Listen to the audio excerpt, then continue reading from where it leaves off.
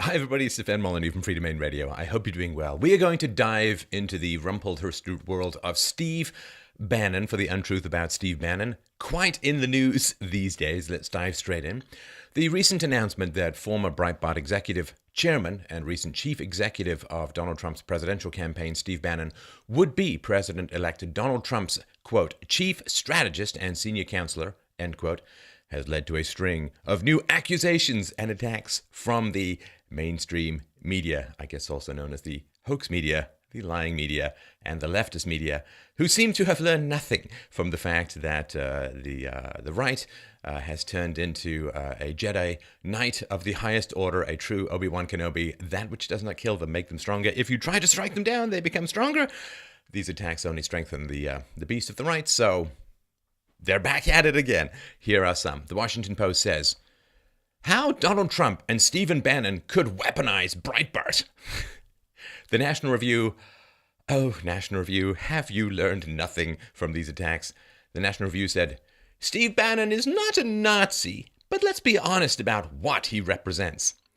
The Philadelphia Inquirer said, Bannon, like another hateful propagandist, Nazis Joseph Goebbels. So he's not a Nazi. Oh, wait, no, he is a Nazi. According to Haaretz, quote, Bannon's not an anti-Semite, but he is an anti-Muslim, anti-woman bigot. The Atlantic, the radical anti-conservatism of Stephen Bannon. Slate, is Donald Trump Steve Bannon's puppet? Yeah, good luck with that. USA Today, turn on the hate? Question mark. Steve Bannon's cynicism spreads online. New York Times, Steve, turn on the hate, Bannon in the White House. Yeah, I guess they really kept by that apology for being non-objective, and renewed commitment to objectivity seems to have gone by the wayside. CNN, why Steve Bannon's white nationalism should scare America. The Daily Beast, is Trump's man Steve Bannon too shady to handle secrets? Oh. So Chelsea Clinton is on the board of the Daily Beast. And the Daily Beast is really concerned about someone who can't handle secrets.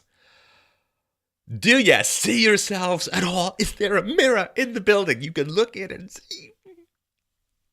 The Independent says, Bernie Sanders calls on Donald Trump to fire Stephen Bannon.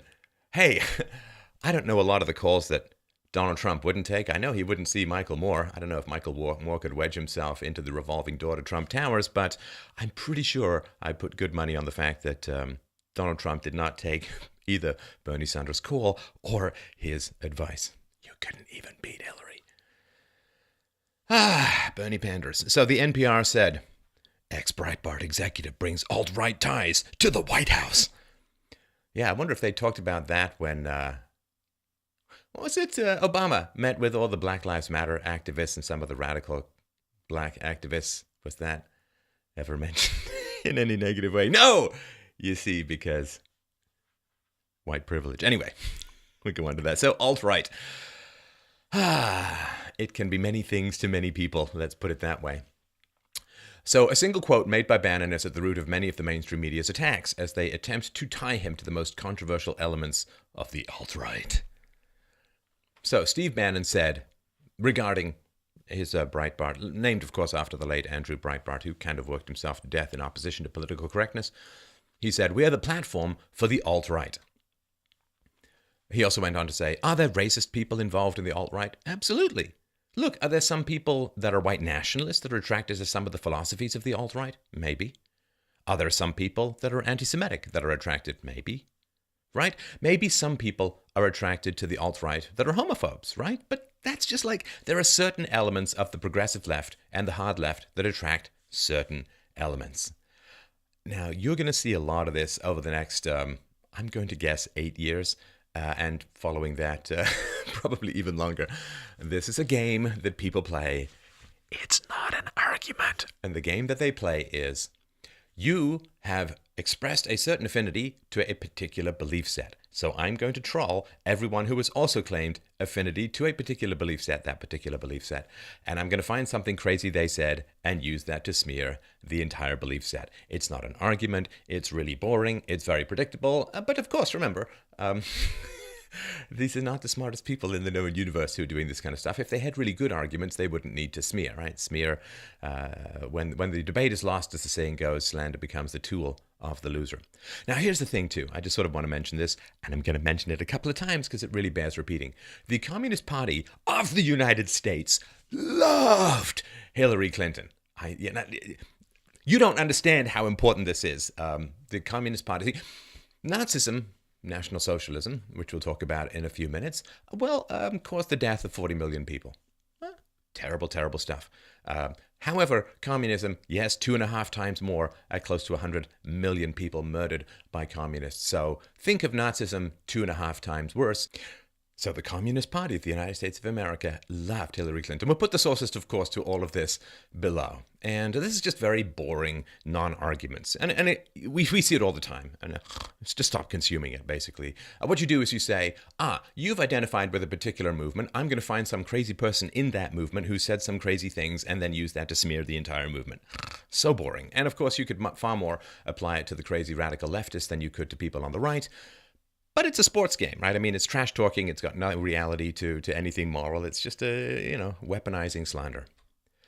Sarah Posner from Mother Jones said, Trump's new campaign chief denies that the alt-right is inherently racist.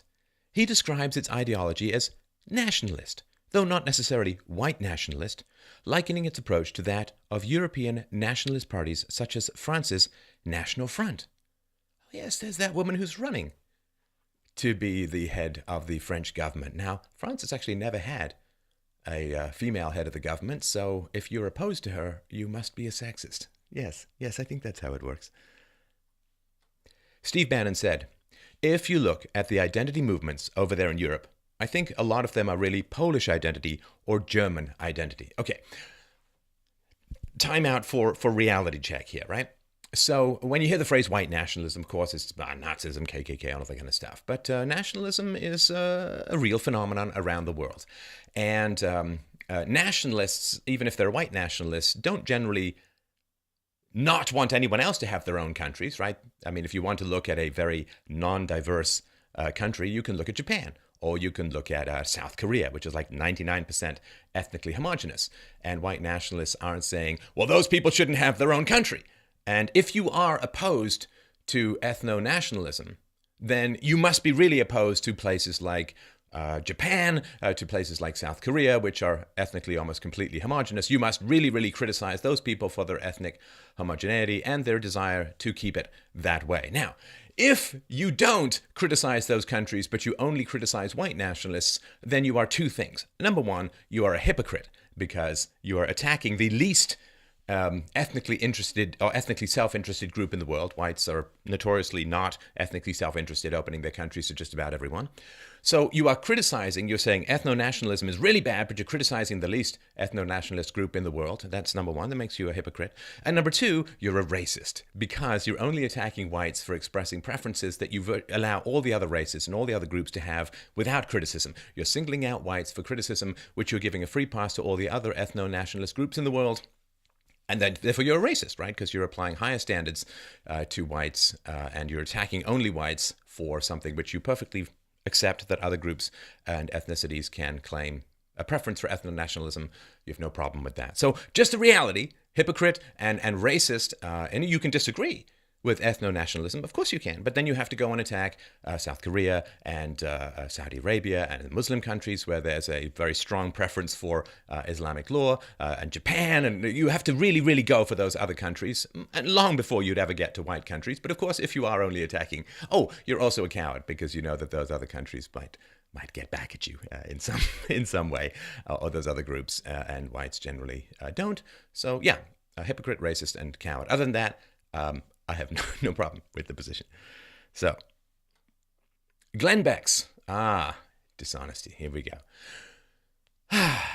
So media pundits are frequently pointing to the article, An Establishment Conservative's Guide to the Alt-Right, written by Alan Bukhari and Milo Yiannopoulos as evidence of alt-right support on Breitbart. Alan Bukhari, a wasp name if I've ever heard one. Maybe he should be the third. Okay, so what are they talking about? So in the article, Bukhari and Yiannopoulos describe various elements of the alt-right, including rifts and disagreements between many of those who associate with the label. Recently, famed Cheetos aficionado, look up Glenn Beck Cheetos on YouTube if you haven't seen it. It's, well, let's just say you can't unsee it.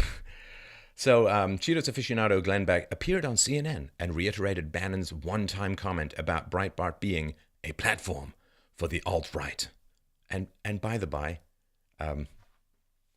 Milo is gay, he's Jewish, and he prefers the company of black men in the evening. And Alan Bukhari is half Pakistani, but somehow anti-Semitic and racist is the, oh Lord, so dull. So what was Glenn Beck talking about? So Beck cherry-picked quotes from two of the many individuals listed in the Guide to the Alt-Right, even applying selective editing to create a, quote, degree of separation, end quote, scenario with Bannon. Glenn Beck said, "This is from Richard Spencer.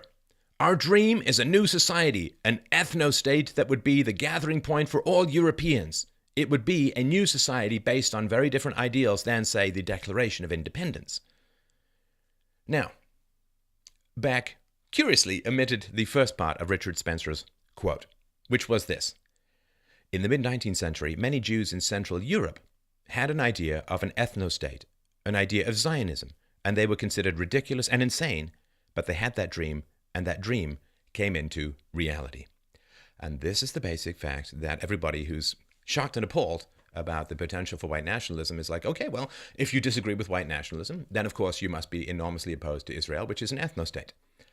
If you're not opposed to and criticizing Israel for being an ethno-state, then shut up about white nationalism because you're a racist, a coward, and a hypocrite. I just really wanted to point that out. And again, disagree with white nationalism all you want, but it's way down on the list of, whites are way down on the list of groups you would criticize for ethno-nationalism.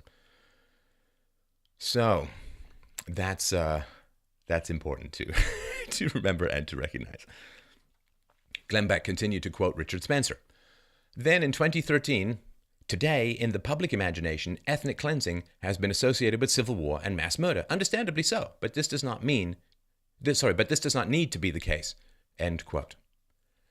And again, just taking things out of context, Beck again curiously omitted significant portions of Spencer's quote, which give it greater and important context. So what Spencer said in context for this, he said, quote, in 1919, following the Great War, the world statesmen met in Paris to, for lack of a better term, remap the world after the dissolution of the defeated empires. New countries were invented, the kingdom of Croats, Serbs, Slovenes, and old ones were reborn, Poland, and ethnicities got their day in the sun, Czechoslovakia. So he's talking about the divvying up of Europe after the fall of the Ottoman Empire and other empires in the First World War.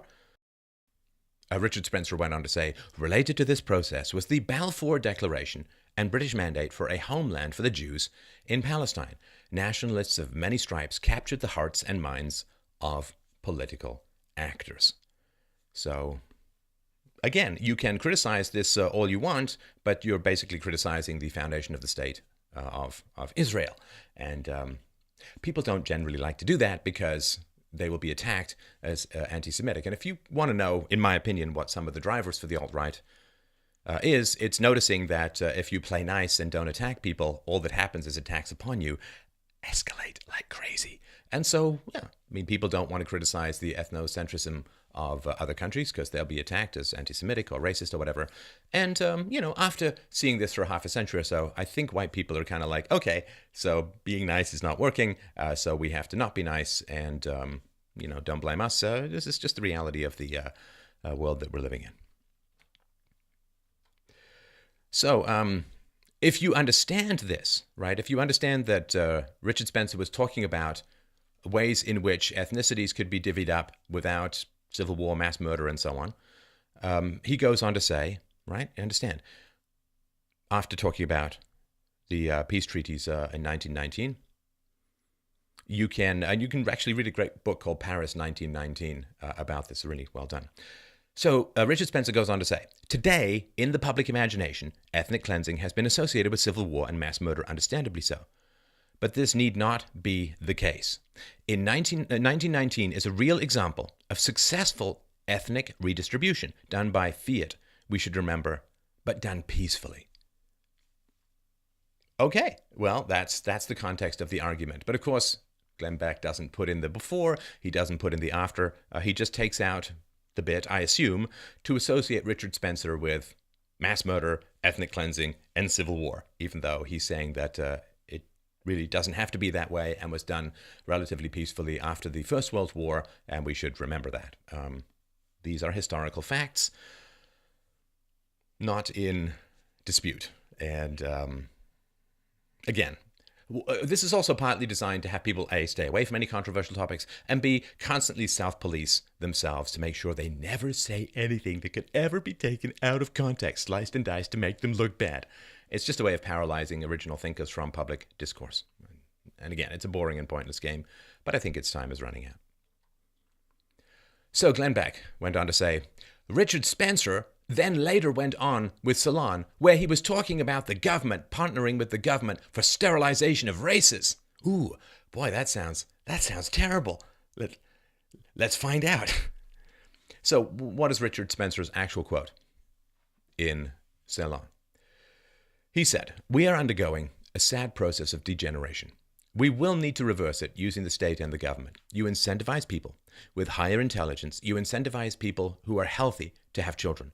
And it sounds terrible and nasty, but there would be a great use of contraception."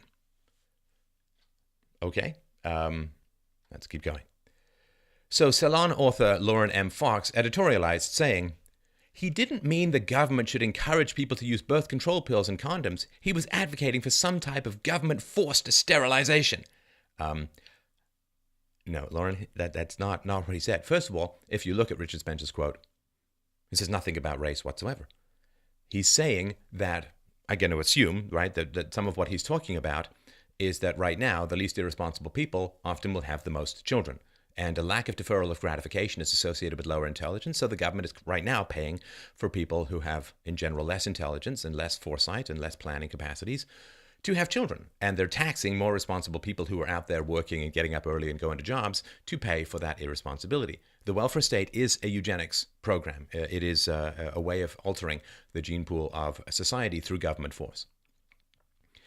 So Richard Spencer responded to the article, and Glenn Beck didn't seem to quote any of this, of course, because that's not the goal. So he said, "First off, when speaking with Fox and afterwards via email, I made it quite clear that I advocated the promotion of contraception technologies like the Norplant system, and that I do not support sterilization. That said, I never shied away from the fact that for contraception to have a positive eugenic effect, it must be programmatic." So, this is his argument that right now we have a process of government force, of government redistribution of wealth from the more responsible to the least responsible, which is a eugenics program, because intelligence is to a large or significant degree genetic. And we've got a whole bunch of experts who've been on this show, and we've got presentations that are well sourced with data. You can look at the playlist below. If you've not been told any of this stuff, it's for a good reason, but you need to know it. If you are going to enter into public discourse, you need to know the reality of a human biodiversity. So anyway, he's saying that we have a eugenics program at the moment. I'm paraphrasing, and so I'm sorry if I get it wrong, but my understanding is he's saying, well, we kind of have a eugenics program at the moment where the government's paying for less intelligent people to have more children and disincentivizing more intelligent people from having children, and that's not good. And maybe incentives could be changed to reverse that. Again, argue or not argue, agree or disagree, that's fine. But, I mean, don't just boringly mischaracterize people's arguments. All you're saying is you don't have a rational response when you do that. And I think that's becoming increasingly clear. So Richard Spencer said, "Mankind has reached what could be called an evolutionary singularity in which natural selection no longer plays a role in human reproduction. Due to modern medicine and the revolution in agriculture and food production, there are few evolutionary pressures preventing those with congenital defects, or quite frankly, those who are moronic or criminal in nature, from reproducing." And again, I'm sort of paraphrasing from my perspective, which is that if you have a free market, then the most intelligent will generally gather the most resources, become the wealthiest, and therefore have the most children. And this is exactly how Jewish intelligence, particularly in language skills, verbal intelligence, has advanced so significantly, is that the most intelligent Jews had the most children, and then you get a whole bunch of Ashkenazi Jews, you get a whole bunch of very, very intelligent Jews. I mean, this is just how it works. This is evolution. This is how it works.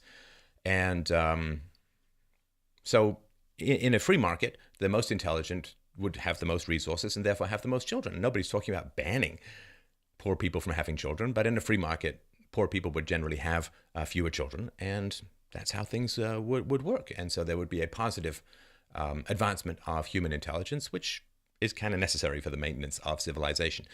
We've had Professor Helmut Nyborg on the show talking about how when IQ dips below 90, you can't have any kind of democracy anymore. You can't really have any kind of political freedom anymore. It's just a basic reality. So if you like these things, if you like freedom and equality under the law, separation of church and state, and all that kind of good stuff, if you like the free market, then you need an intelligent population. And if you have pressures bringing down the intelligence of the population, you won't get to keep these things for very long. I'm sorry, I don't mean to, shoot the messenger. These are just basic facts in the world. And again, I don't mean to shock you, but you should ask yourself why these basic things have not been explained to you before.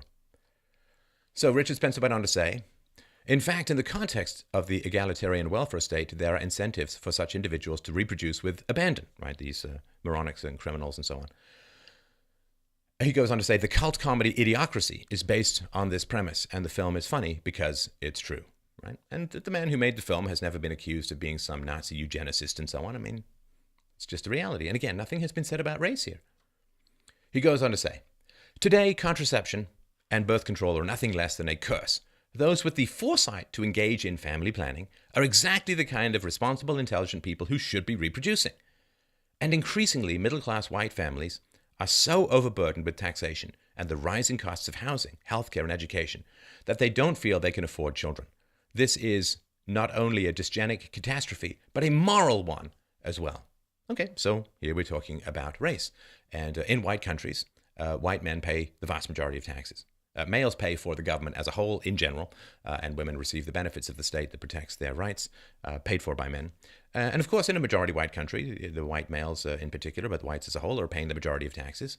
And particularly with regards to immigration, immigrants receive welfare at vastly higher rates than the native population. So, well, again, it's not racism if you're pointing out empirical facts about ethnic differences.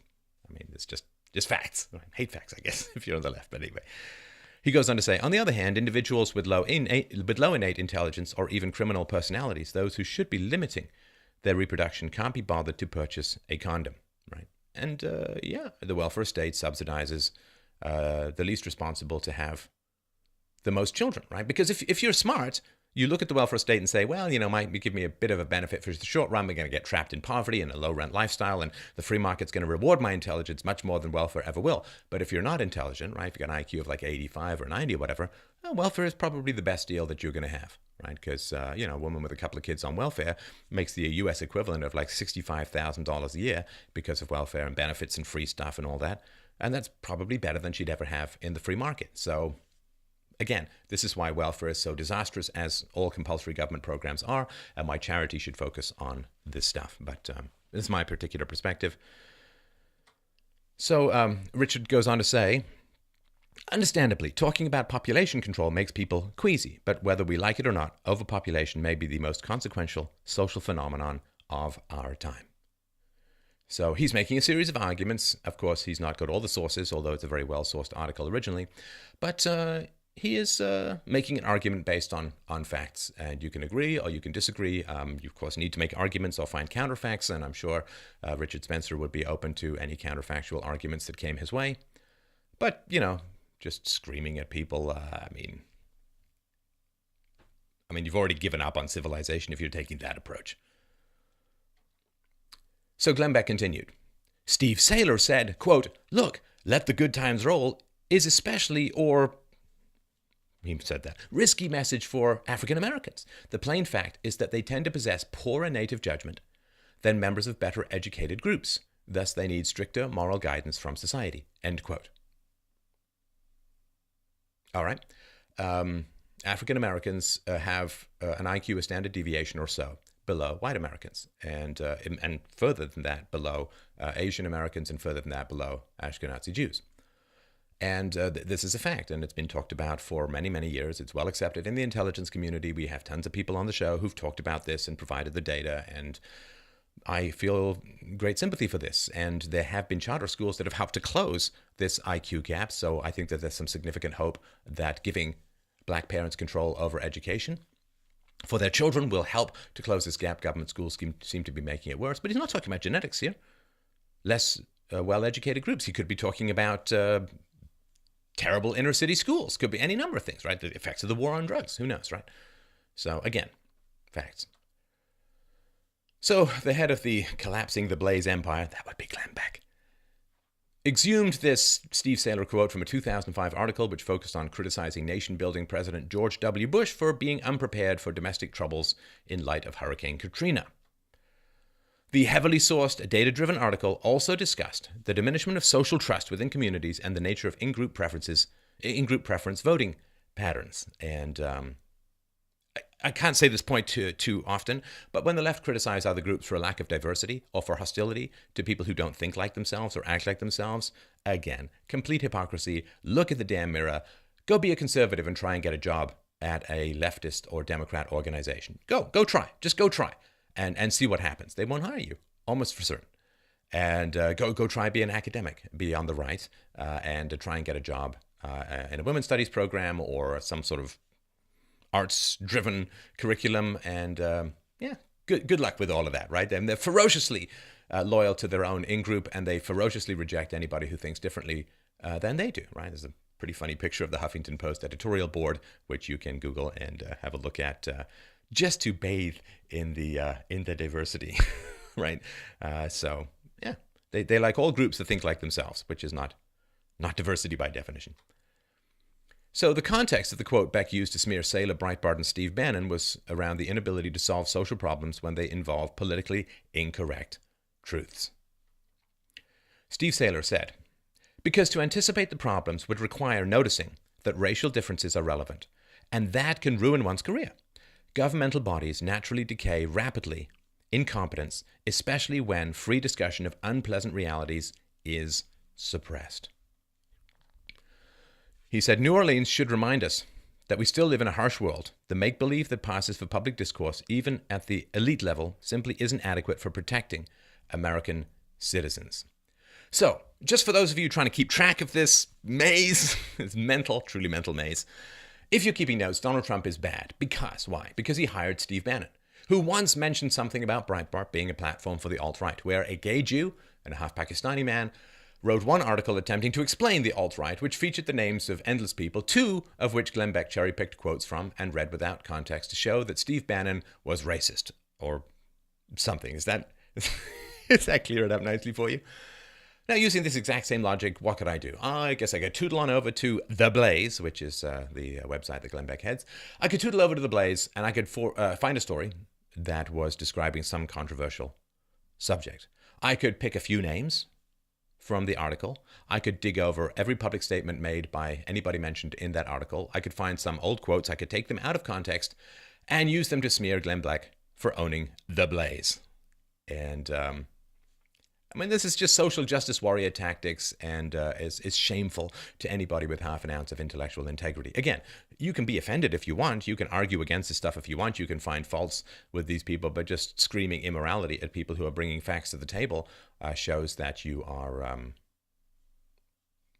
you're not deserving of a place at the adult table, and you need to go where the forks are plastic and the soup is lukewarm, and the crackers are right by the table for you to enjoy yourself after your little Jell-O dessert.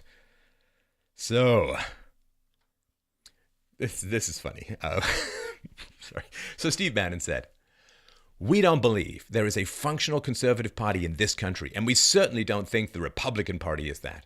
It's going to be an insurgent, center-right populist movement that is virulently anti-establishment, and it's going to continue to hammer this city, both the progressive left and the institutional Republican Party." Now, for those of you who haven't heard this criticism, they call it the uniparty, right? The Democrats and the Republicans traditionally just work in hand in glove to screw the American people for the sake of political correctness, foreign voters, debt, all this kind of crap, right? I mean, if the Republicans were really into fiscal conservatism, they would have pushed back not having a budget for the last 8 years so that they could spend their extra $1 trillion a year to make believe there was an economy under the first black president. But If you've not heard of this stuff, the Uniparty, I mean, you're just out of touch. All you're doing is going to the echo chamber of your own preconceived data sources and just not veering off the grid to find anything that might startle your sensibilities. So, he's heavily criticizing them. He's not a true conservative. It's like criticizing the Republican Party, who's rolled over consistently for leftist agenda politics. I think that is being a true conservative. So Steve Bannon said, "We think of ourselves as virulently anti-establishment, particularly anti the permanent political class. We say Paul Ryan was grown in a petri dish at the Heritage Foundation." Ronald Radosh from the Daily Beast claims that in 2013, Bannon told him, "I'm a Leninist.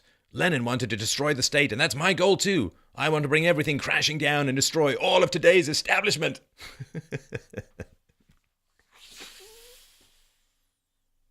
You guys know there's an internet out here, right? If people can actually find correlations that might startle your Victorian fainting couch hissy fit. See, first of all, we'll get to this in a sec. That's kind of hearsay, right? And apparently it's really, really bad to be a Leninist. It's really, really being a Leninist is the worst thing ever. The Communist Party of the United States of America loved Hillary Clinton.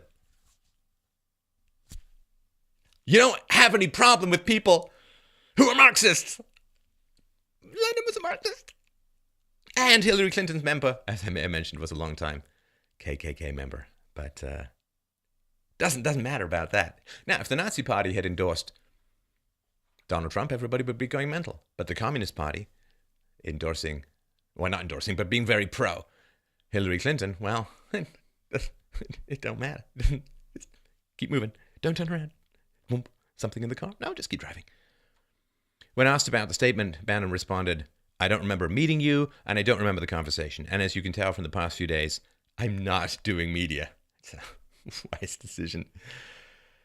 More controversial quotes. So Steve Bannon was discussing attacks on conservative women, and he said, "These women cut to the heart of the progressive narrative. That's one of the unintended consequences of the women's liberation movement, that in fact, the women that would lead this country would be feminine. They would be pro-family. They would have husbands. They would love their children. They wouldn't be a bunch of dykes that come from the Seven Sisters schools up in New England. That drives the left insane. And that's why they hate these women." And again, if you don't know about this, just look at what has been said about Sarah Palin or Margaret Thatcher or Ayn Rand or Kellyanne Conway for that matter, or Ann Coulter or any of the other ferociously intelligent and able women who are not on the left, and they're just roundly attacked. They don't care that they're women. They care that they're not leftists. And if you're not a leftist, doesn't matter. So they're not pro-women, or feminism is not pro-women in general. They're pro-leftist. And it was Betty Friedan, actually one of the founding feminists, who was concerned about the influence of lesbians on feminism. She called it the Lavender Menace and said it was a great danger to feminism. And the word dyke's a little bit coarser than the phrase the Lavender Menace. But have you seen Steve Bannon? I don't think you're going to get a lot of refined language out of that rumpled, hungover look, but that's just my particular perspective. So Steve Bannon is complaining that women are being unjustly attacked, and I don't know, does that make him anti-women? I don't know. Steve Bannon on the liberal victimhood mentality. They're either a victim of race, they're a victim of their sexual preference, they're a victim of gender, all about victimhood, and the United States is the great oppressor, not the great liberator. Right? And the cult of victimhood is a very strong problem. And what it does, of course, is it takes a very empathetic group of people and the majority population in America, and it exploits their natural sympathy for the underdog to undermine and attempt to destroy their entire society. I'm telling everyone, it's not going to end well if we don't prevent it with language. Steve Bannon on Occupy Wall Street. After making the Occupy movie, when you finish watching the film, you want to take a hot shower. You want to go home and shower because you've just spent an hour and 15 minutes with the greasiest, dirtiest people you will ever see. What is that even? Okay, I don't mean to shock everyone out there. People who are living in a park smell. Yes, it's true. There's not enough rain in the world to wash away the stink of living in a park. And trust me, I spent a year and a half up in the northern wastes of Canada as a gold panner and a prospector, and you get a little gamey after a while. It's just, I don't know, it's the way things are. Now I just can't bathe enough, but back then, don't need sunscreen, I've got grit. Domestic dispute. So Steve Bannon was involved in an ugly discipline. We're going to be upfront about all of this. Okay, it's more than 20 years ago, but the media has unearthed the Santa Monica Police Department crime report from January 1st, 1996. Nothing changes on New Year's Day, apparently. Detailing a domestic dispute between Steve Bannon and his second wife, Mary Louise Picard. Wife, I assume, of John Luke as well. But the police report said the following. On my arrival, I was met at the front door by redacted, and she appeared as if she was very upset and had been crying. I saw that her eyes were red and watery. She first said, "Oh, thank you, you were here. How did you know to come?" As I started to tell her about the 911 hang-up call, she started to cry, and it took 3 to 4 minutes for her to calm down so she could tell me what happened. Redacted said she had just been married on 4/15/95, and her twins were born on 4/18/95. Her husband and father of the twins is Stephen Bannon. Redacted said she has been seeing Mr. Bannon for approximately 6.5 years. In the beginning of their relationship, she said 3 or 4 arguments that became physical, and they have been going to counseling. There has not been any physical abuse in their arguments for about 4 years. Redacted said they have been arguing a lot, but no violence. Redacted said, on 12/31/95, Mr. Bannon slept on couch in the living room. On 1/1/96, early in the morning, she got up to feed their twins, and Mr. Bannon got upset at her for making some noise. At approximately 08:15 hours, Mr. Bannon started to leave, and redacted asked him for the American Express card so she could go grocery shopping. He said she did not need it, just for her to write a check. He went out to his car, and she followed. She asked him why he was playing these games with the money, and he said it was his money. She told him that maybe he should find another place to live, that she wanted a divorce. Redacted said he laughed at her and said he would never move out. Redacted said she spit at him and reached up to her from the driver's seat of his car and grabbed her left wrist. He pulled her down as if he was trying to pull into the car over the door. Redacted said Mr. Bannon grabbed at neck, also pulling her into the car. She said that she started to fight back, striking at his face, so he would let go of her. After a short period of time, she was able to get away from him. Now again, I'm no lawyer or cop, but spitting is a form of assault, is it not? I mean, if you spit on someone, that's a form of assault. So she initiated the violence against her. They were going back and forth in a naggy way, and a horrible way. And then she initiated violence by spitting on him, and then maybe she was trying to hit him. We don't know. I mean, this is her side of the story. Remember, this is her side of the story, and there's always another perspective, which we don't really have. The police report continues. She ran into the house with him following her. She told him she was calling 911, and she grabbed the portable phone as she headed for the living room where the twins were. She was dialing 911. When she got to the twins, Mr. Bannon jumped over her and the twins to grab the phone from her. Once he got the phone, he threw it across the room. After this, Mr. Bannon left the house. Redacted found the phone in several pieces and could not use it. She complained of soreness to her neck. I saw red marks on her left wrist and the right side of her neck. They were photographed by ID Tech Senna Brown. Redacted declined an emergency protective order.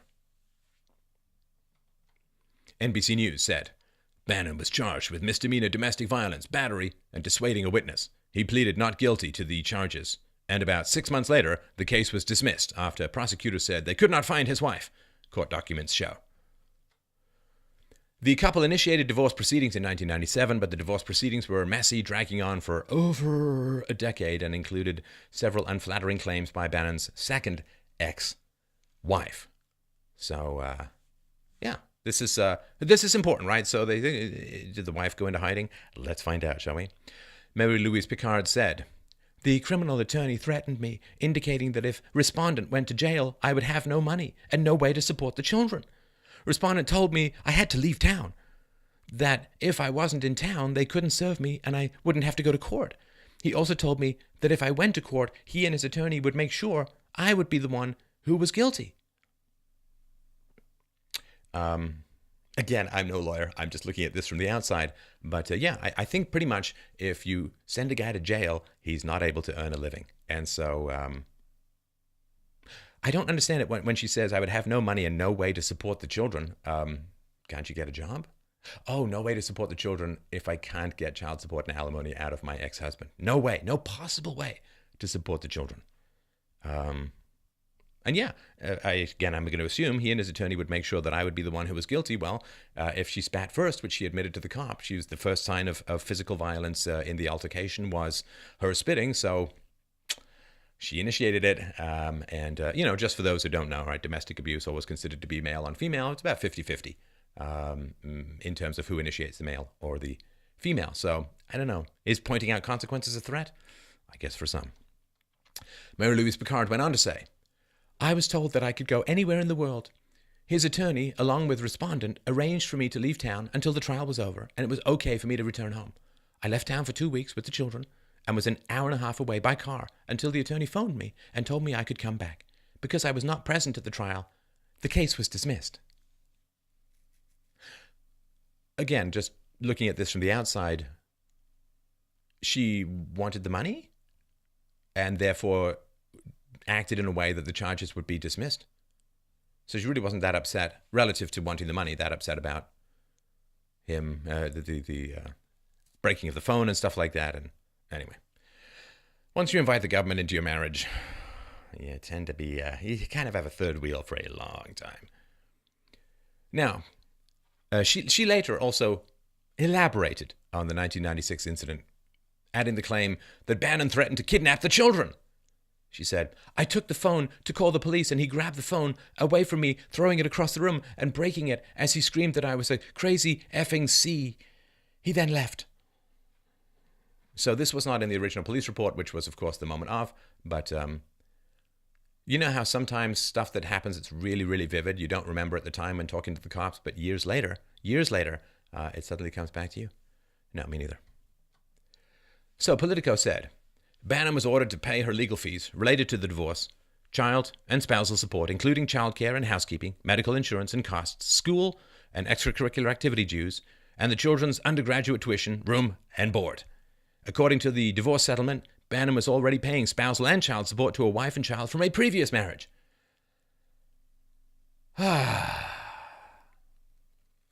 It's just possible we might have an advocate close to Donald Trump who might be interested in family court reform, divorce reform. It's possible. It's possible. And given how much he's paying, I can see why she might not want him in jail. Mary Louise Picard, June 27, 2007, court declaration. The biggest problem he had with Archer School for Girls is the number of Jews that attend. He said that he doesn't like the way they raise their kids to be whiny brats and that he didn't want the girls going to school with Jews. Okay, so look, we have statements from an ex-wife. We have an angry, long, ugly divorce. There's terrible drama going on, and it's a mess. I take divorce proceedings with a fair amount of skepticism. My parents were divorced, and the stuff I heard, man, and the stuff that I later found out, anyway, that's a topic for another time. I'm just telling you my particular experience. I don't necessarily assign 100% veracity to statements made in divorce proceedings, especially when there's a huge amount of money involved. So, Mary Louise Picard, June 27, 2007, court declaration. I told him that there are children who are Jewish at a competing school, and he asked me what the percentage was. I told him that I didn't know because it wasn't an issue for me, as I am not raising the girls to be either anti-Semitic or prejudiced against anyone. Now, at Westland School, Bannon, quote, asked the director why there were so many Hanukkah books in the library. So, the New York Magazine, to their credit, followed up on this and said, in a phone conversation yesterday, the former director of Westland School confirmed the Hanukkah book exchange took place. The director didn't interpret the question as anti-Semitic, so the person who wasn't in a bitter divorce, custody, financial harangue with the guy didn't find it anti-Semitic at all. So the unnamed former Westland School director said, I think the context was different from what I've read in the papers. The school doesn't celebrate holidays. We celebrate all holidays and no holidays. Oh no. Well, subjectivist, relativist goop. I think I might have some idea why Steve Bannon didn't want to send his children to this place. Sorry.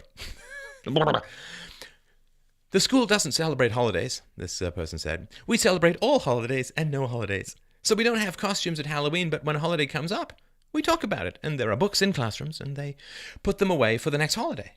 So I thought he was referring to, how come you say you don't celebrate holidays? There were all these books about Hanukkah. Bannon spokeswoman. At the time, Mr. Bannon never said anything like that and proudly sent the girls to Archer for their middle school and high school education. The bottom line is he has a great relationship with the twins. He has a great relationship with the ex-wife. He still supports them. And the moral of the story is, be very careful who you marry. Look, a lot of us who've dated, a lot of people who've dated a lot of different people, every now and then you'll come across someone, they just kind of drive you crazy. Now, don't marry them. Don't marry them. But it happens. They kind of get under your skin. They're button pushers extraordinaire. And it can go both ways. And in my outside opinion, this was a marriage that was a mess. And lots of button pushing, lots of frustration. And they separated. They got divorced. And it was ugly for a long time. A lot of money took place. A lot of money transfer took place. A lot of allegations took place. Be very, very careful who you marry. But again, this is 20 years ago. It's not appeared to happen since. It was a bad marriage. He got out. She got out. The violence stopped. I'm going to go out on a limb and say that this may have actually even been better for the children rather than the brawls that may have occurred otherwise. But let he who is without sin, as I cast the first stone, as I would say. But these are the facts about the divorce battle. So the anti-Semitism accusations. So Milo Yiannopoulos, who's a great guy, has been on this show. He said, I'm a gay Jew, and Steve Bannon helped turn me into a star. Literally nothing the left is saying about him makes any sense to me at all. The guy's a hero. Okay? Well, see, here's the thing. No, I get to it in a second. I get a better place for it. Breitbart editor-at-large, Joel B. Pollack. I have worked with Steve Bannon in close quarters for 5 years. Steve Bannon has not only not said anything against Jews or any other person, but has in fact been overly sensitive towards concerns affecting Jewish communities around the world. Now, for those who don't know, Joel B. Pollack is like super Jew, maximum Jew. And that's important as well. Breitbart Jerusalem Bureau Chief Aaron Klein. Now, I haven't looked this up, but Jerusalem Bureau Chief Aaron, I'm going to go with Jewish as well. Just, going to go out on a limb here.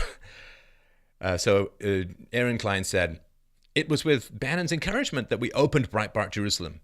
To hear the word anti-Semitism associated with Bannon, I would say the only association in a sentence that it should have is that Steve Bannon fights anti-Semitism, because that's what I have personally experienced. I can tell you scores of stories that he pushed for us to do at Breitbart Jerusalem, highlighting, in fact, he was deeply concerned about the growing trend of anti-Semitism on U.S. college campuses. Republican Jewish Coalition board member Bernie Marcus. I've known Steve Bannon for many years. I have been shocked and saddened to see the recent personal attacks on Steve. Nothing could be further from the truth. I have known Steve to be a passionate Zionist and supporter of Israel, who felt so strongly about this that he opened a Breitbart office in Israel to ensure that the true pro-Israel story would get out.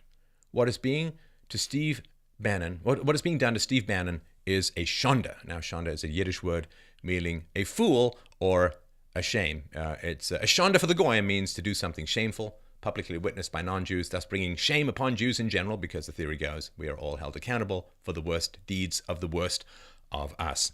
I know this because I looked it up, not because I'm Jewish. I don't know, there's this rumor out there that I'm Jewish. It's not true. Not true at all. But anyway. So, yeah. So, okay, as far as I understand it, is that the media is taking, Steve Bannon's ex-wife, the media is taking the word of a non-Jew against a wide variety of Jewish experts. So I have a question for the media. How many Jewish experts who've worked with this guy for many years, or have known him for many years, how many Jewish experts does it take to overturn the hearsay of one non-Jew? Is it 5 Jewish experts versus one non-Jew? Is it 10? I'm just curious what the ratio is, because that seems pretty anti-Semitic to me. Well, you are a Jewish expert and you've worked with him for many years, but we're going to completely discount you because the non-Jew said something in the divorce proceedings that has no validity, no proof. Just a question. How many Jews do you have to stack up to overturn the hearsay of one non-Jew? If it's more than one, hey, you might be an anti-Semite. Israel ambassador to the United States, Ron Dermer. Again, I'm going to go with Jewish. Israel has no doubt that President-elect Trump is a true friend of Israel. We have no doubt that Vice President-elect Mike Pence is a true friend of Israel. He was one of Israel's greatest friends in the Congress, one of the most pro-Israel governors in the country.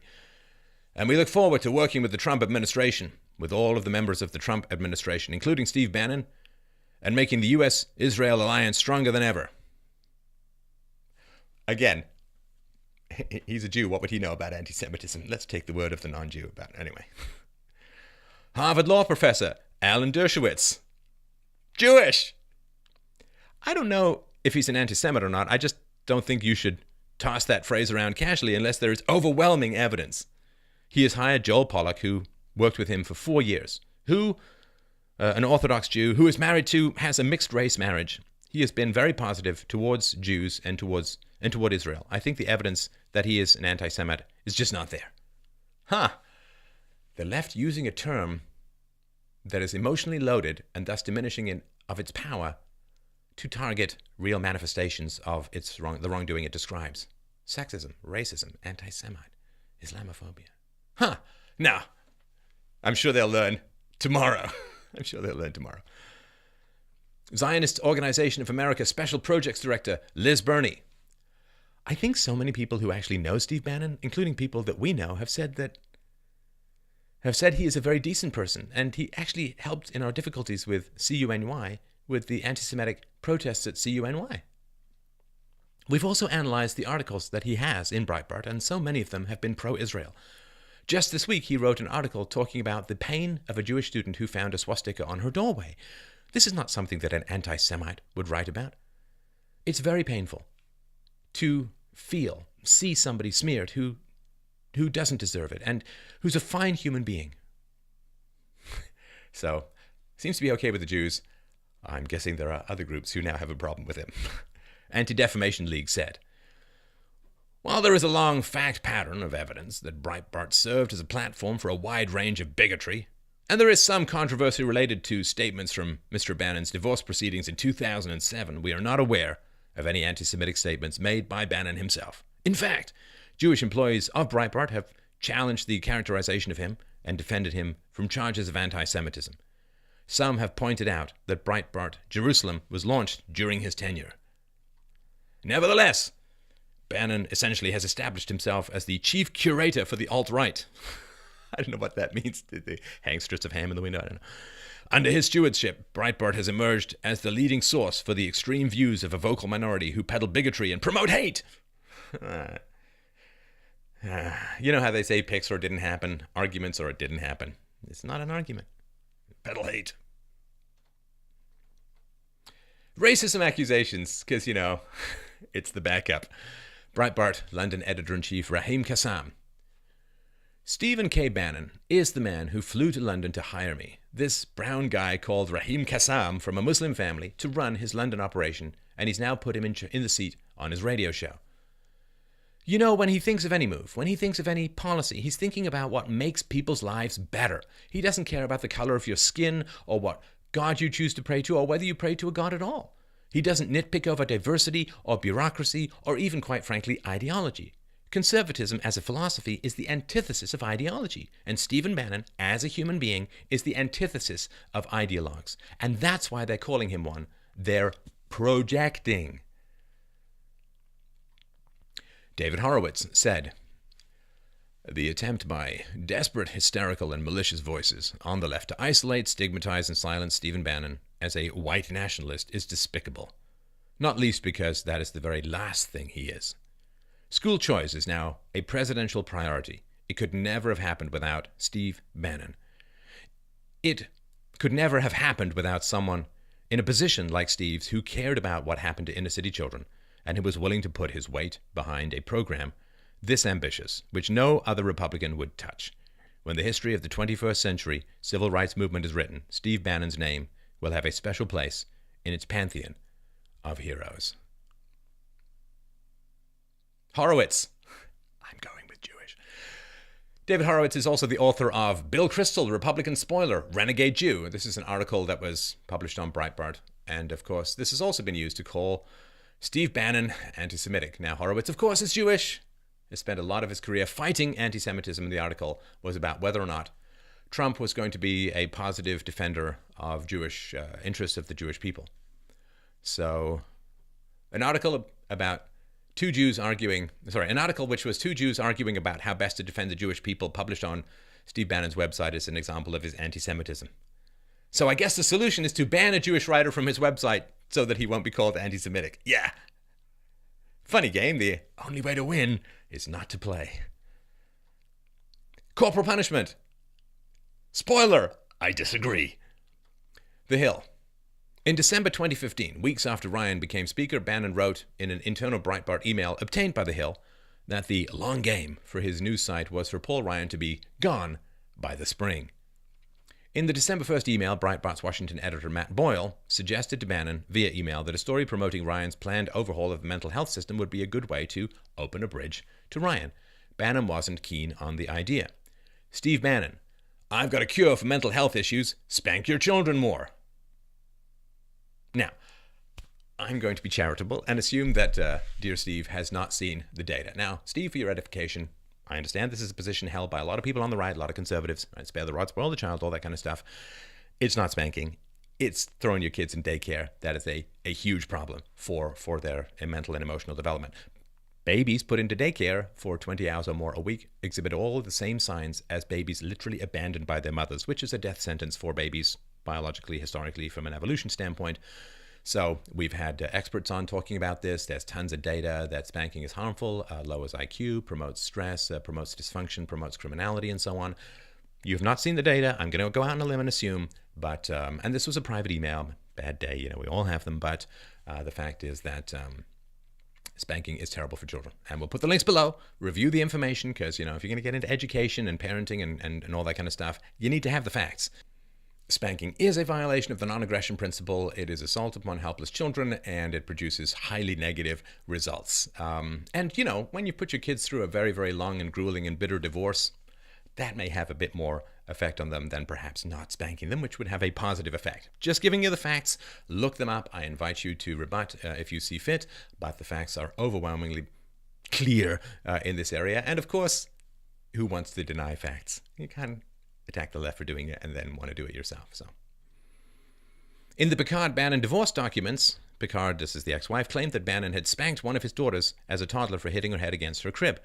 Supposedly, when Picard intervened, Bannon told her she was effing crazy and said if he hadn't been interrupted, she wouldn't be banging her head anymore.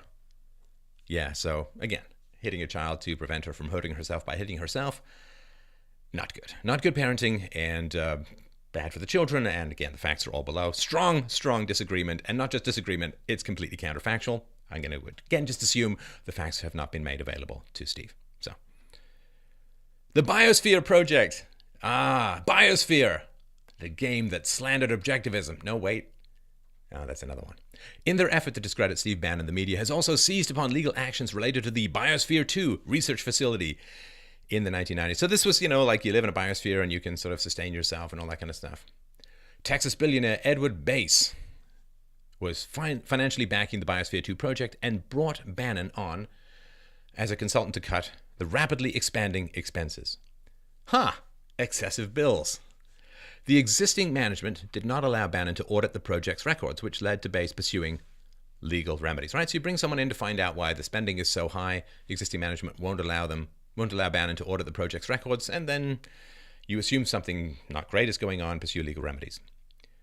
So Bass received a court order to take over the project and a restraining order to bar the previous management from the facility premises, which is when Bannon took control, right?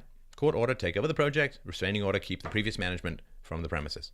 On May 5th, 1994, we're talking 22 years plus ago, Edward Bass filed suit against Biosphere 2's former director, Margaret Augustine, accusing her of funneling nearly $800,000 in company funds to her outside businesses. Maybe he found out why the costs were so high. Tucson Citizen said, the suit, filed in U.S. District Court in Fort Worth, Texas, also alleges that Augustine engaged in schemes and generally mismanaged the project for her own gain, and for that of former Biosphere 2 crew members Abigail Alling and Mark Van Thillo. Right, so a tangled mess. After Bass obtained the court order and restraining order, Van Thillo and Alling were arrested on suspicion of criminal damage, trespassing, and vandalism for entering the Biosphere 2 facility, right? So you can't go in, not allowed to go in, it's illegal to go in, and in they went. Van Thillo and Alling were then fired, only to later sue the company for breach of contract and abuse of process. Augustine responded by suing Bass, Bannon, and others for libel, slander, sexual harassment, breach of contract, breach of fiduciary duty, and other improper acts. In her legal complaint, Augustine said, quote, "Another employee and Bannon were insulting to the plaintiff and other female employees of Biosphere 2, and in their presence and against their will made lewd remarks, told offensive off-color stories, made disparaging remarks about females, made sexually suggestive remarks, discussed females they had known in a lewd and derogatory fashion, and in general acted with total indifference to the feelings of the plaintiff and other female employees of Biosphere 2. Steve Bannon and another employee made comments as women walked by about the size of women's breasts and body parts in lewd tones and language. Another employee spoke about a centerfold in Playboy magazine who was born in a town he went to school in or grew up in Texas, on 5 separate occasions, discussing the size of her boobs, titties, etc. Was she working with Jay Giles? My angel is a centerfold. So, Augustine claimed to have suffered severe mental distress and anxiety that necessitated the help of medical care practitioners and the incurring of medical and hospital bills as a result thereof. Boobs! Sorry, don't mean to make you go to hospital. BuzzFeed said the judge ruled in favor of the defense on Augustine's allegation that Bass had dissociated her from the project, and Augustine ultimately dropped her slander claims, in addition to her claims that her privacy was invaded. The sexual harassment count, along with the countersuit against Augustine, was ultimately settled. So the judge said that Bass was right to remove her from the project, as he did, so there was no breach of contract that may have had something to do with the missing $800,000, because removing her was not a breach of contract, so something to think about. According to a Bannon spokeswoman, the Bass organization sued Ms. Augustine for fraud for embezzling $800,000. She then sued 2 representatives of the Bass organization, having never complained about any behavior. Subsequently, she dropped her legal action. So, make of it what you will. As previously mentioned, Alling and Van Thillo sued for breach of contract, defamation, abuse of process, and invasion of privacy after they were fired. During the 1996 trial, Bannon testified that he at one point called Alling a, quote, self-centered, deluded young woman, a, quote, bimbo, and acknowledged he, quote, vowed to kick Alling's ass after the restraining order was violated, right? So after they breached the seal of the biodome, went in, caused damage, and, I don't know, kick your ass, it's a phrase. I'm going to kick your ass in chess. You know, when men say they're going to kick someone else's ass, you know what they don't do? Actually kick them in the ass. I don't know. It's just one of these things. According to the Tucson Citizen, Alling also angered Bannon when she was quoted in a Tucson Citizen article comparing the Biosphere 2 safety situation to management mistakes leading up to the Space Shuttle Challenger explosion of 1986. Yeah, you know, if someone's kind of in charge of something and you say that they're just like the people who led up to the space shuttle explosion, it may not be the very best thing to get along with people. Bannon said that the statement was improper. I was humiliated, he said. In preparation for a grand jury hearing, this is Tucson Citizen, in preparation for a grand jury hearing for the criminal charges, Alling claimed she had written a 5-page statement about the safety problems with Biosphere 2 after new management took over. Bannon, in turn, threatened to ram it down her blank throat, Bannon told jurors. This was a bankruptcy, he said. There gets to be a lot of hard feelings and broken dreams.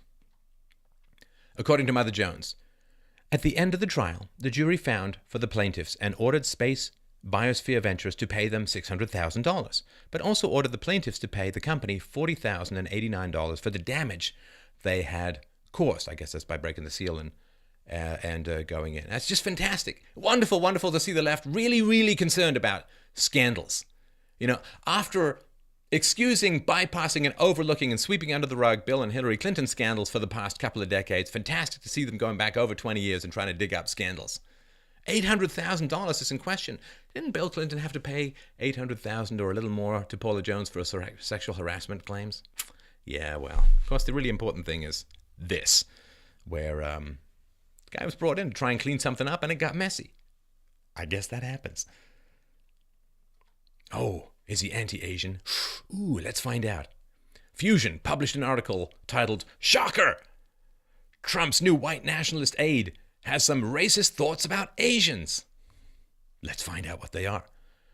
The article detailed the conversation which took place between Donald Trump and Steve Bannon on Breitbart Radio before their political relationship manifested. Donald Trump: "We have to be careful of that, Steve. You know, we have to keep our talented people in this country." Steve Bannon: Donald Trump: "I think you agree with that. Do you agree with that?" Steve Bannon: "When 2/3 or 3/4 of the CEOs in Silicon Valley are from South Asia or from Asia, I think a country is more than an economy. We're a civic society. You got to remember, we're Breitbart. We're the know-nothing vulgarians. So we've always got to be to the right of you on this." Donald Trump: "Oh, that's okay."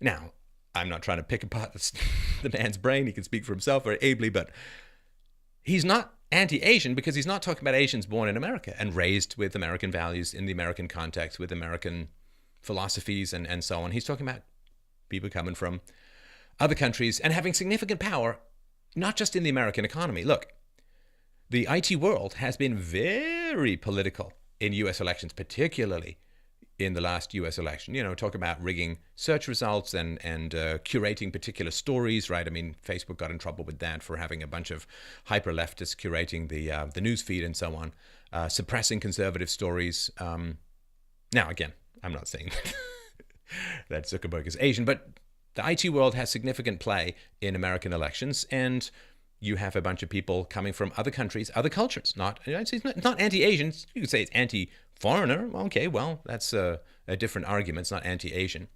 And would these people have any loyalty, right? If you're from South Asia or from Asia, would you have any particular sentimental loyalty to hiring American workers, or will you simply drive for the H-1B visa, medieval serf typing program where people can't leave their jobs and you can basically keep their wages down that way? I mean, would that be something that might be a factor, might be an issue? No, you just scream racism at people and try to shut them the hell up so that they don't talk about things that you might consider uncomfortable. Oh, they're not going away. These thoughts, these ideas are not going away. I mean, they're not. They're now in the ascendancy. We can either have a rational discourse about these ideas or not. But if not, you're just going to keep losing. I don't know. Maybe that's what you want to do. Maybe it seems to me the mainstream media is now working for Donald Trump, but that's just my perspective. So let's toss in a few conclusions here, shall we? Thank you for your patience with this. I appreciate that.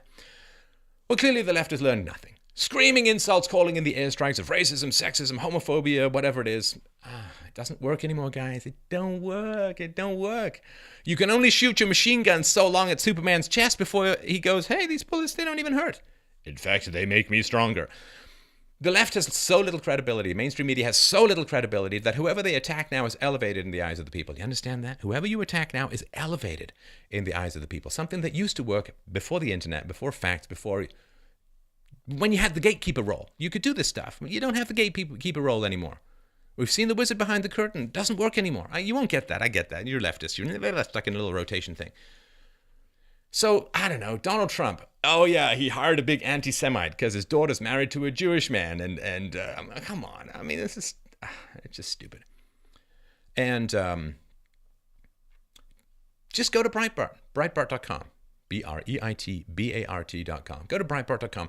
Read the articles. Don't listen to people tell you what the articles mean and what they're all about. I mean, don't listen to the priests. Read the Bible. Don't listen to the people who are interpreting stuff. Just go read the original. And this question of nationalism, sorry everyone, it's now a big issue. It's now front and center. Globalism has been tried. Collectivism has been tried. We've got massive umbrella organizations like the EU, which are failing and falling apart and cratering and working seemingly as hard as they possibly could to destroy Western civilization. Sorry, it's a question now. Now, you can be against nationalism, fine, but then you have to be against the non-white countries who are the most nationalistic and the most ethnocentric and the most ethnically focused and ethnically interested. You know, go try and move 1 million Europeans to Saudi Arabia. Go try and live in Mexico. Go try emigrate to Mexico. See how well that goes. So you can be against nationalism, but then don't talk about white nationalism, because whites are the least nationalistic people. And of course, a lot of people criticize that whites are the least nationalistic people, and that's something to explore as well. But it's just about nationalism. Stop singling out white people for having a vaguely nationalistic impulse once in a while. If you're against nationalism, go talk to a lot of other countries and cultures. And then finally, 2,000 years from now, you can work your way down to white countries. If you're starting with white countries criticizing nationalism, hypocrite, coward, racist, and so on. No question. And look, here's the thing. The left shields you from surprising arguments and surprising information. Why do they do that? So they can present the information out of context and have you recoil, shocked, appalled, cattle prod of contrary opinions. Can't focus, must you're trained to have negative responses to certain information, and you have to participate in that process, right? You have to actively avoid exposing yourself to opinions that differ from your own, from data that differs or opposes your worldview. You have to participate. I mean, they can only offer the drug. You are the one who has to buy it and take it. And so if you are out there and some of this information, the stuff that Steve Sailer talks about, the stuff that Richard Spencer talks about and so on, if this is like deeply shocking, offensive to you, you can't possibly understand how anyone could have these ideas, well, then you're just ill-informed. Doesn't mean you have to agree with them, but you're just ill-informed. So the left keeps certain ideas away from you and then, boom, puts them in your face out of context in the most negative possible way to train you against exploring these ideas. They make it wrong or bad to explore different perspectives. And I've given up. I mean, if somebody comes to me with an argument I find startling, I'm just going to read it. I'm going to try and understand what's going on. I'm going to try and figure things out. Doesn't mean I'm going to agree with it and so on. And you can disagree with the argument that whites should have some kind of homeland if you want, sure. But if it's only whites who shouldn't have a homeland, you're a racist. If everyone else is allowed to have a homeland except whites, you're a racist. Sorry, I mean, this is just a reality. And remember, the left, not about diversity. The left is not about diversity. The left is pro all groups who vote for the left. Right? They don't invite people in from Mexico because they're pro-diversity. If they were pro-diversity, maybe they'd invite a few Republicans into their organizations. No! Because Republicans don't vote for the left, but Mexicans in general vote overwhelmingly for Democrats. So they're just inviting in and cheating in the election system. So, yeah, they're not about diversity. Remember that. They're not the one common thread. And they're not into, they're certainly not into feminism. Look how they're going to write about Le Pen, the woman who's aiming to be in charge of the French government. I mean, just look at how they're going to write about her. She's a woman. Look at how they wrote about Margaret Thatcher, first woman leader of a Western country. How did that work out? Well, they hated her, because she was on the right. So forget, it's nothing about sexism, nothing about, Muslims vote for the left. It's nothing to do with anything other than political power. Just remember, this is very, very important to remember. Nationalism is not the great crime. It's not. Look, it's called the lunchroom test. It's called churches, right? Churches in America don't have diversity programs, so they can't be sort of forced to equalize between races or whatever it is, ethnicities. And so 90% of churches in America are 90% one race or another. And the lunchroom test, where do people settle, and look at it in prisons and so on. People like to hang around people like themselves. It's just efficient. You know what to say. You know what to do. You know the kind of jokes you can make. You know the cultural references. It's not complicated. You speak the same language. You can dabble in diversity when you're young, but when you've got a job and you've got to pay your bills and you're paying taxes and you've got no time, you just need neighbors who are going to have the same cultural references, the same language, the same religion or whatever. It's natural. And the left, of course, can't possibly attack anyone for not wanting to hang around with people like themselves, because that's all the left does. This is the complete confession out of this election. This is the one great blinding white supernova in the intellectual landscape that everybody needs to stare at until they cry tears of relief from reality. That the left can't complain about anyone else who only hangs around with their own kind, because it was completely revealed in the lead up to the election and the following of the election that the left only hang out with their own kind. The left only hang out with their own kind, and then they dare to complain that anyone else has an in-group preference or likes hanging out with their own kind. You hear all the left people, how could Trump possibly have won? Everybody I know was voting Hillary. It's completely impossible. It's incomprehensible. That's because you're only hanging out with your own kind. You complain about other people who have in-group preferences like hanging out with their own kind. Bullshit. Oh, I wish it smelled like napalm. So yeah, expose yourself to different perspectives. It's important. Internationalism is the great crime. What are the two ideologies that caused the most trouble and the most deaths in the 20th century were communism, which was explicitly international in scope and in nature, and Nazism. So, Nazism was National Socialism. But it wasn't nationalism because it invaded other countries. If you're a nationalist, you say, I have my own country, I have my own preferences for my own country, you have your country, you have your own preferences for your own country. The moment you go around invading other people's countries, you're no longer a nationalist.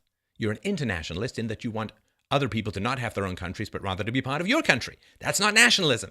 Nationalism it's like saying, I'm really into respecting people's property rights, and therefore I'm going to go and invade my neighbor's house.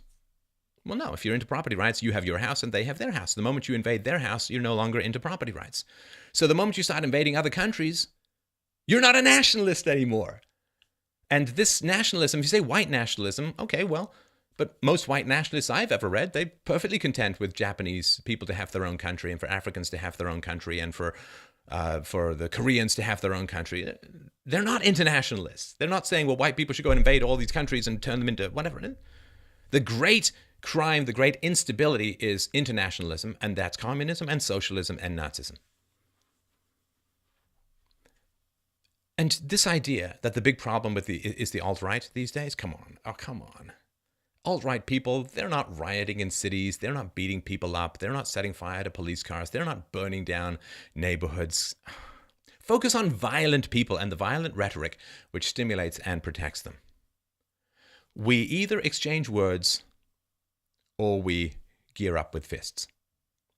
We either exchange ideas or eventually gunfire. We must stay in the realm of civilized discourse, and that means no emotional hysteria, no screaming people down, no slander, no attacks, no character assassinations, no taking things out of context. I mean, you can do all of that crap if you want, but you're just undoing the ties that keep us together as a civilized society. We must stay in the realm of facts. We must stay in the realm of reality. We must.